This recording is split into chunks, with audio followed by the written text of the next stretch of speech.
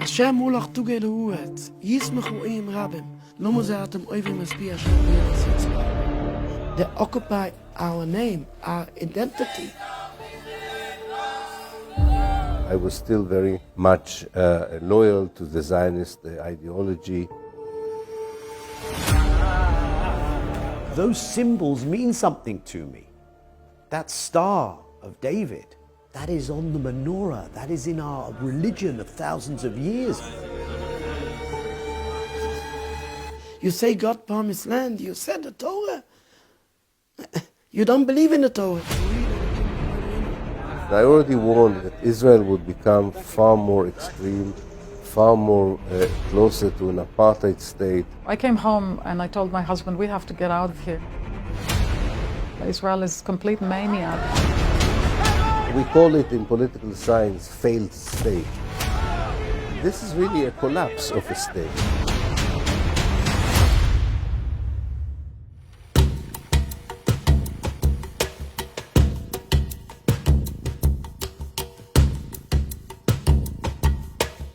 I'm a rabbi here in Stamford Hill. I born in Jerusalem and we gone out from there in 1970. My grandmother has died in Auschwitz. My father, he was a big leader of the Turkate in Jerusalem. He himself was a Holocaust survivor. I live in the Haredi Orthodox Jewish community. People looks like me, have a beard. This type of Haredi Jews, Hasidic Jews, Orthodox Jews, many names people give for these Jews. They have businesses, the prayers, the education for children. And that's all. I was born in 1954. That is a few years after the establishment of the State of Israel. My parents came from Germany in the early 1930s and lost most members of their family in the Holocaust. I grew up in the city that I was born in, Haifa, and probably had a conventional Israeli Jewish upbringing and experience more or less until I finished my military service in 1974. I participated in the 1973 war on the Golan Heights. I was still very much loyal to the Zionist ideology and didn't question any fundamental way.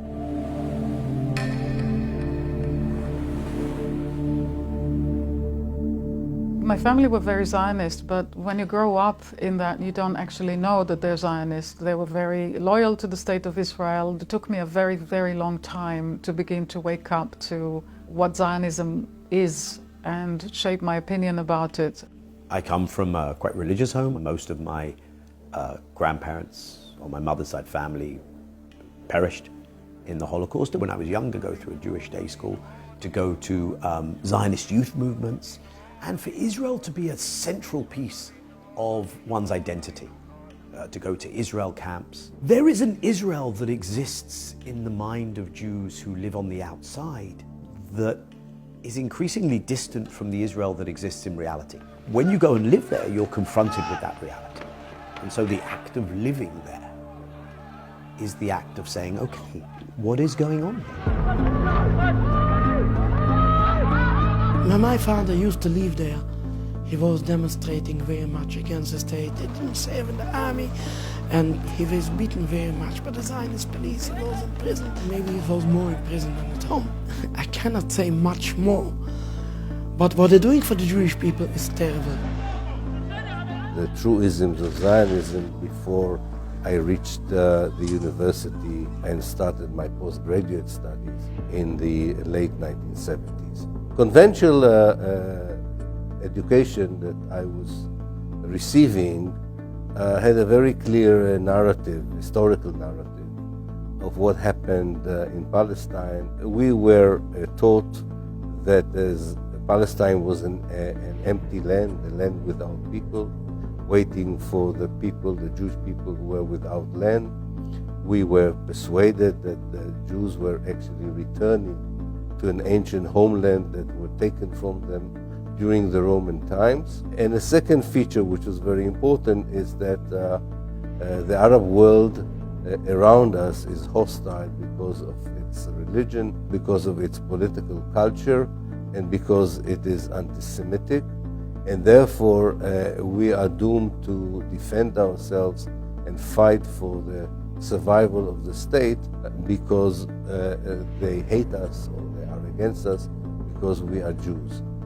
When you graduate from the Israeli education system, you really believe that you live in a democracy that is loyal to universal values of morality and humanity.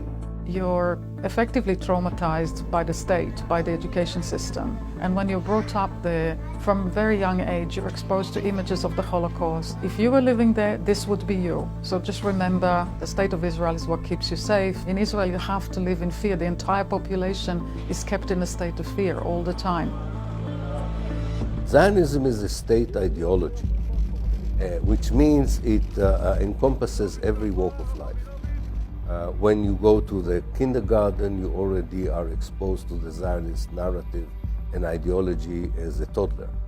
And then you will be exposed to it in elementary school, high school, in the army, according to that nationality law. Between the River Jordan and the Mediterranean, that is all over historical Palestine, only one nation can exist, the Jewish nation.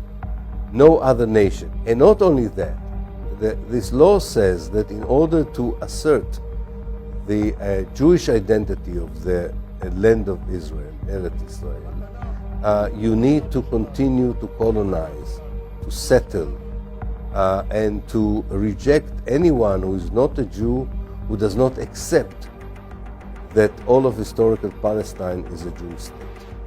That is the essence of Zionism. When I was growing up, and now the Palestinians are compared to Nazis. They're not seen as human beings at all. The vast majority of Israeli Jews are supporting the Zionist project. Israel is complete mania. Zionists were only invented 200 years ago! It's not a simple thing to do. When you find out that your group is doing really bad things and you realize that it's really actually very, very unwell, immoral, it's killing people, it's basically a genocidal. I, at some point, realized that I had to choose between loyalty to my group and my own values. I came home and I told my husband, we have to get out of here. I didn't want to live in fear. I renounced my Israeli citizenship in 2001. In fact, I feel liberated, having left, not just leaving the state itself and renouncing citizenship of Israel, but mentally leaving the mindset of Zionism has been incredibly liberating. It was considered a big, big betrayal to want to leave. They were horrified when they heard that I was leaving, and they said, you can't leave, you will never have any friends, you know, they'll come after you. These are the kind of messages that I got, and I'm not kidding.